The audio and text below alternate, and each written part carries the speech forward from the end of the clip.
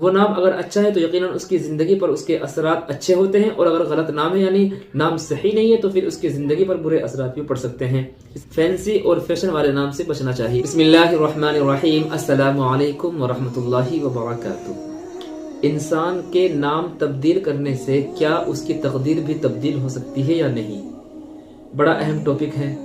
اس topic پر آج ہم آپ کو بتائیں گے کہ کیا انسانوں کو جو ان کے نام رکھے ہوئے ہیں وہ نام اگر اپنے بدلنا چاہیں، چینج کرنا چاہیں تو کیا اس کی گنجائش ہے، چینج کر سکتے ہیں یا نہیں؟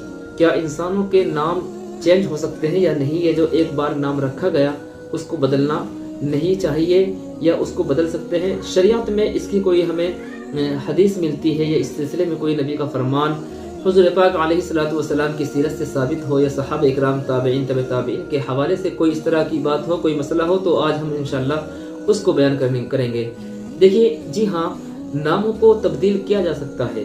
اگر کسی کے خراب نام ہو، اگر کسی کے نام کے معنی اچھے نہ ہو، ایسے معنی یا تو وہ شرکیہ معنی ہو یا ایسے معنی کے جو جس کے معنی کے اندر خرابی ہو، مثال کے طور پر حزن ہے کسی کا نام، تو اللہ کے نبی صلی اللہ علیہ وسلم نے ایک موقع پر حزن نام بدل کر کے دوسرا نام رکھا ہے۔ حزن کے معنی آتے ہیں غم، یعنی معلوم ہوا کہ اگر انسانوں کے ایسے نام رکھے ہوئے ہیں کہ جس سے بہت ساری خرابیاں آ سکتی ہیں، یعنی اگر کسی کے نام ایسے ہوں کہ جس کے معنی صحیح نہ ہو تو اس کے نام تبدیل کیے جا سکتے ہیں، بدلے جا سکتے ہیں۔ مختلف وجوہات کی بنا پر حضور اکرم صلی اللہ علیہ وسلم نے صحابہ اکرام کے نام چینج کیے ہیں، نام بدل دیے ہیں۔ حضرت عائشہ صدیقہ رضی اللہ تعالی عنہا کی روایت ہے کہ اللہ کے نبی صلی اللہ علیہ وسلم قبیح یعنی برے ناموں کو جس کے معنی برے ہوتے تھے اس کو بدل دیا کرتے تھے۔ اس سلسلے میں سیرت سے ہمیں ایک واقعہ ملتا ہے کہ اللہ کے نبی صلی اللہ علیہ وسلم کی خدمت میں ایک قافلہ آیا، ایک وفد آیا، تو ان میں ایک شخص تھے ابو الحکم کے نام سے۔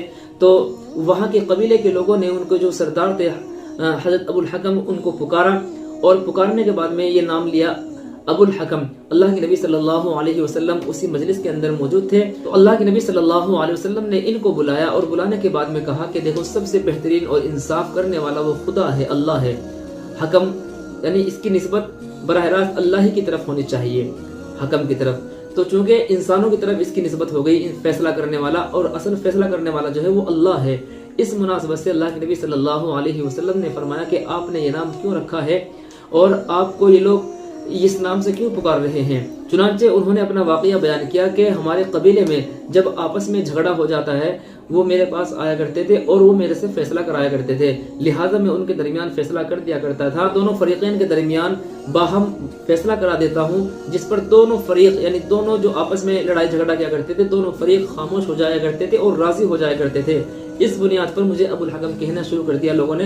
اللہ کے نبی صلی اللہ علیہ وسلم نے فرمایا کہ بات تو اچھی ہے، آپ کی بات تو ٹھیک ہے، لیکن آپ یہ بتائیے کہ کیا آپ کی بھی اولاد ہے، آپ کی کوئی اولاد ہے؟ حضور اکرم صلی اللہ علیہ وسلم نے جب یہ معلوم کیا تو انہوں نے کہا کہ جی ہاں میرے 3 بیٹے ہیں، نمبر 1 شریح، نمبر 2 مسلم، نمبر 3 عبداللہ۔ آپ صلی اللہ علیہ وسلم نے فرمایا کہ ان میں سے بڑا کون ہے؟ تو انہوں نے کہا کہ بڑے کا نام جو ہے وہ شریح ہے۔ چنانچہ اللہ کے نبی صلی اللہ علیہ وسلم نے ارشاد فرمایا کہ اب سے آپ کی جو کنیت ہے، آپ کا جو نام ہے وہ ابو شریح ہے، یعنی حکم کی طرف نسبت نہ کر کے آپ اپنے بیٹے کی طرف نسبت کر لیں۔ تو اس طریقے سے اللہ کے نبی صلی اللہ علیہ وسلم نام تبدیل فرما دیا کرتے تھے کہ جس نام کے معنی کوئی اس طریقے سے ہوتے تھے کہ جو خلاف شرع ہوا کرتے تھے تو اللہ کے نبی صلی اللہ علیہ وسلم فوراً اس کو بدل دیا کرتے تھے۔